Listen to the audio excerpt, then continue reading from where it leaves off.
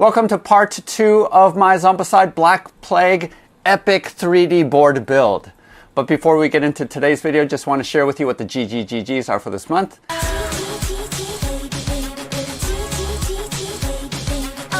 Each month, Bob the Beholder picks some of my Patreon supporters to receive gratitude gifts.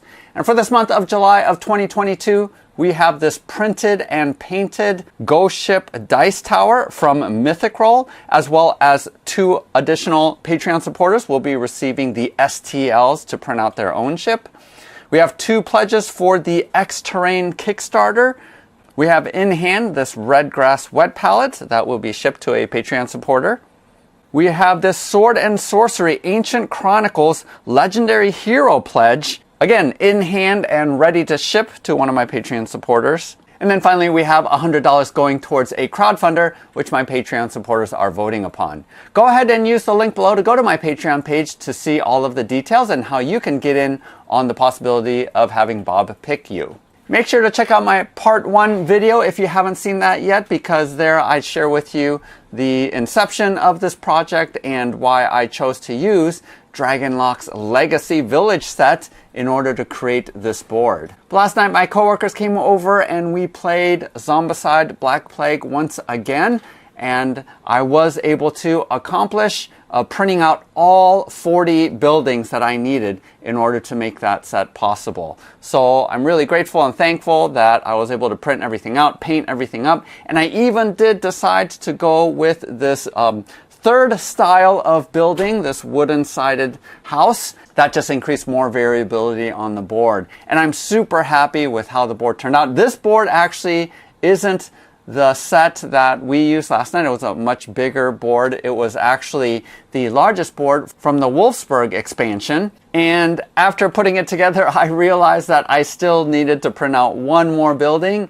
and a couple more road pieces, because the list that I created of all of the pieces that I needed was actually from the largest scenario from the base box of Black Plague. And the big scenario from Wulfsburg just had a couple of different pieces that I needed, so I need to still print out a few more. But overall, I'm super happy with how it turned out. I think my coworkers were really impressed with how the board came out. Of course, this is totally overproduced and totally unnecessary and takes a long time to set up in order to recreate the boards, but that's what I'm all about the immersion, all about the hobby side of things, so I was really happy to do it. Also, since my last video, I did pick up both the Green Horde as well as No Rest for the Wicked, and was able to paint up all of those miniatures in time as well. I'm still debating whether or not I'm going to get the Friends and Foes box, as that is still available for purchase,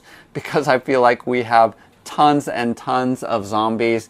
Don't really necessarily need more. Oh, and I did pick up the Fatty Bursters, which are totally disgusting. This scenario here, I actually played with another friend of mine this morning, just since I had all of the pieces out. Didn't want to not take advantage of the fact that I could play another game before I put all of this stuff away. But again, I think the smaller board just shows you how much variability you can get, especially in building out height on the board. And it just, I think, looks awesome in being able to play not only Zombicide, but also Massive Darkness, as well as any other skirmish or RPG game that requires a village. This time around, I also modified some of the files to create this little walkway that goes across these 2 towers, as well as a bump out, and additionally some balconies and this deck. Since I did print out most of the buildings that I needed, I went ahead and just created more variability with the buildings that are out here. So again, Fat Dragon Games has a ton of different accessories that you can buy, and that worked out super well since I had all the files anyway. But let's go ahead and switch camera views so that I can explain how a lot of these different pieces work and how to put the boards together. So this is the first quest in the base rulebook. And as you can see here, here is the map. And this is what it looks like without any of the roofs. So it's pretty much a faithful recreation of the map with all of the doors, all of the markers set out as crates. This is the end of the game, so I'm just filming afterwards because all of the roofs have been lifted off, but I'll show you basically how I made the board. So these pieces here make sense, right? They're just individual pieces with the walls that you can lift off so that you can make it match whatever way that you want. And as you can see here, this bottom left room doesn't have any partitions, so it's just one large room, and that's what it looks like there, because there are no partitions in the middle. The same thing with this room, as well as this room is one big room too. So none of them have any partitions. But if you look up here, each one of these does have partitions. And so what I have to show that they are actually different rooms and that you have the spawn in each of these separate rooms when you open it up is I custom made these pieces. And basically I just took a door piece and sliced it up so that, I don't know what's the opposite of an arch, but basically can mark it off here so that you can tell that these are individual rooms but not completely separated from each other. Pretty much all of these are separate rooms. This is one big room because there's no partition here. And again, that just follows the map of how you should do that. Also, you'll notice that the stone pieces are actually elevated, so I did go ahead and use these elevated pieces that I normally use for the towers in Wulfsburg. And these are sort of half height, but it just creates some variability with height. Absolutely has no gameplay difference as well. If you look here, I did the same thing with this really large one room structure.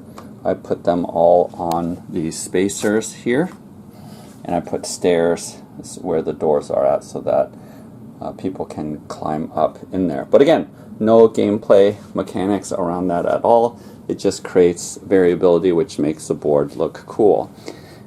And then once I establish this base with all of the pieces that's needed, this is where I start building up. Oh, something else I wanted to point out is there is a piece that is a bump out, which again I used Microsoft 3D Builder in order to fuse these pieces together so that it is customized. So this bump out, I think originally goes up on second or higher floors, but it looks good as well just here on the first floor as a bump out. I think that looks cool. So that's again an option to provide variability. So obviously you can just add these roofs on top just like this. So for this center, so for this big room, I can just stick on roofs across the whole thing and keep it just at one level, and using these different roof types just to create some variability. I wish I did have pieces that made this all one big roof that I could put on, but again that would take up too much space probably, so I'm okay with that method. And then with these as well, we can stick just these blue roofs on top. And I made it so that, and this purely personal choice, I made it so that these walls with the Tudor style walls, I'm putting the blue roofs on, and then the ones with the stone walls, I'm putting on sort of this clay reddish roofs. But you know, you can do it randomly and mix it up if you wanted to, obviously. You can also mix it up by putting on top, you know, different styles so that you have pieces like this. And here is a bump out like I showed you before. It's what it looks like on the second floor, which I think looks cool, but let's go ahead and remove that and just stick on an extra stone one just to be different with it. And then here are wall partitions. We should probably just be different with those. And I'm going to go ahead and just put on different walls.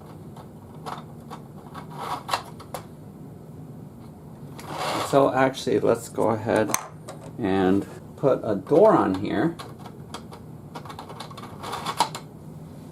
And then stick a roof on here.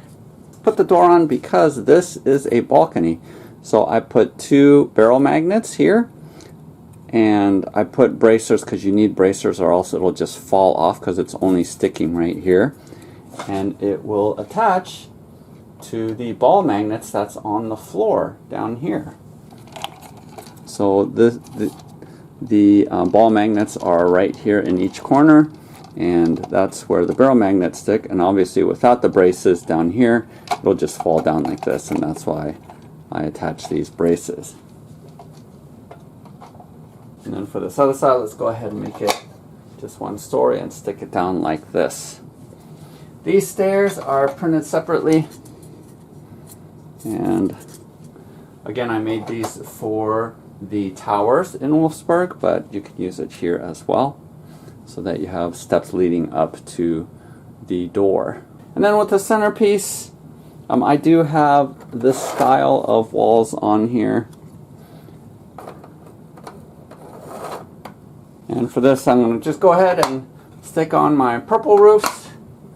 Again, just a different style. But instead of just putting roofs all the way across, which, you know, I could totally do, instead I want to create more variability. And I'm going to add more height. As well, let's stick this one on here. With the bump out, you have the nice overhang over the door. And then now I am going to attach this piece, which again I made, which is basically a walkway. And I attached it to this, again, in Microsoft 3D Builder, so that this prints all as one piece. I put magnets, barrel magnets, right here because, and this doesn't have magnets, it just slots in top like here, because it's going to match up to another one exactly like it. So then this piece will just go on the opposite side, and it sticks together right here with those barrel magnets, which is awesome. And then I'm going to use these color roofs, and these I made, I printed out first, and then I realized that you really can't have this overhang that's right here, because, you know, naturally roofs do have overhang so that the water isn't dripping down the sides.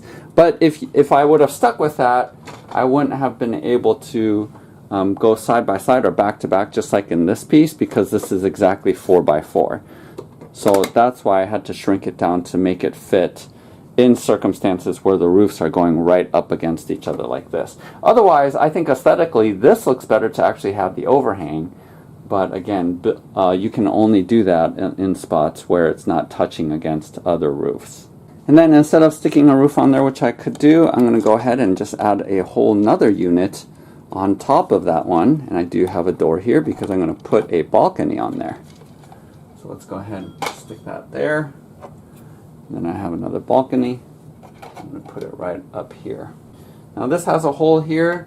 A balcony could also go here, although it doesn't fit because of this outcropping. So I need to replace this with just a window set. And then put that there.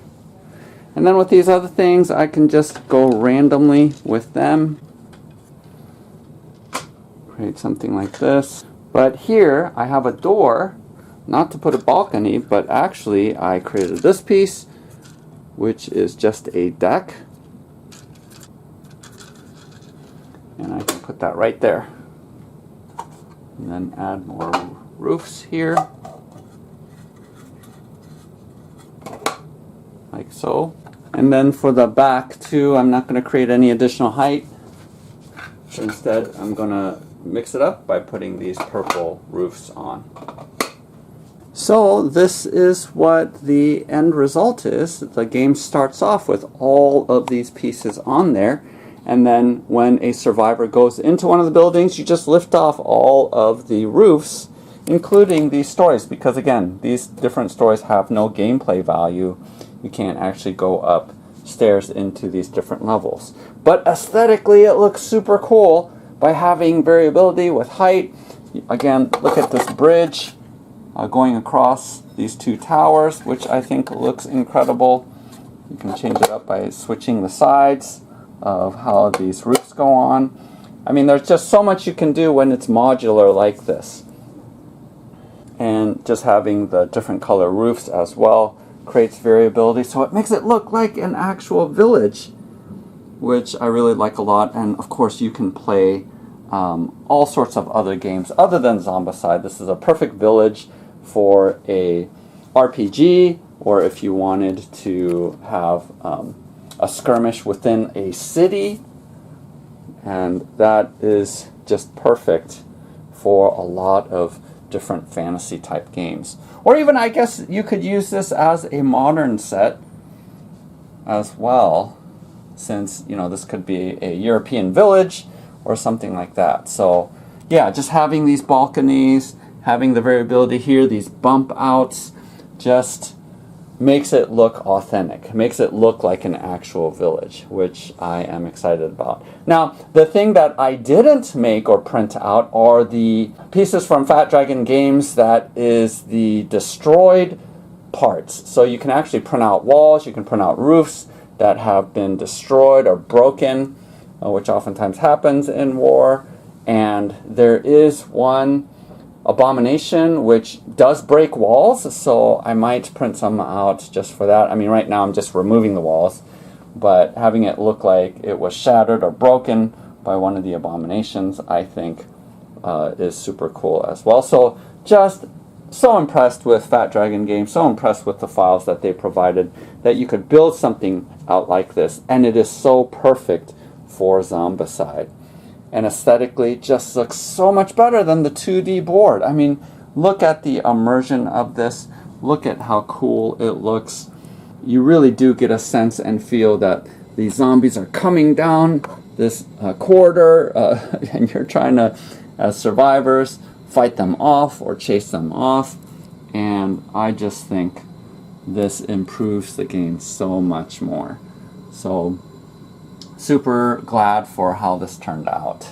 So there you go. Hopefully this inspires you to potentially tackle this project, or you can just admire how this board looks now. I am really happy with how this turned out, even better than I was imagining in my mind, especially with the height variability, and just aesthetically it just looks really, really cool. I'm able to create all of the Wulfsburg as well because of the towers, and I'm glad sort of how that system ended up turning out. For my last and third video, I'm hoping to actually make all of the tiles necessary for all of the Green Horde boards, which requires flooded streets as well as hedges. Already printed all those out, just need to paint them up and pour in Envirotex Light to have water effects. So in the third video, I will show you the entire completed set. Also, what I want to do is to print out and paint up more of the furniture that goes on inside. Again, no, not necessarily for any gameplay value, but aesthetically, I think some of the rooms look a little bit bare. So to be able to furnish them with a little bit of furniture, again, I'm going to be using my resin printer. And I did start printing out some furniture from Raphael, did a video about his recent Kickstarter. If you want to check that out, go ahead and click here. But that furniture is going to work super well with this set. Make sure to hit that like button and subscribe if you want to continue on my journey in building out not only this epic build, but also many more as games come along. But happy printing, happy gaming. I'll see you next time.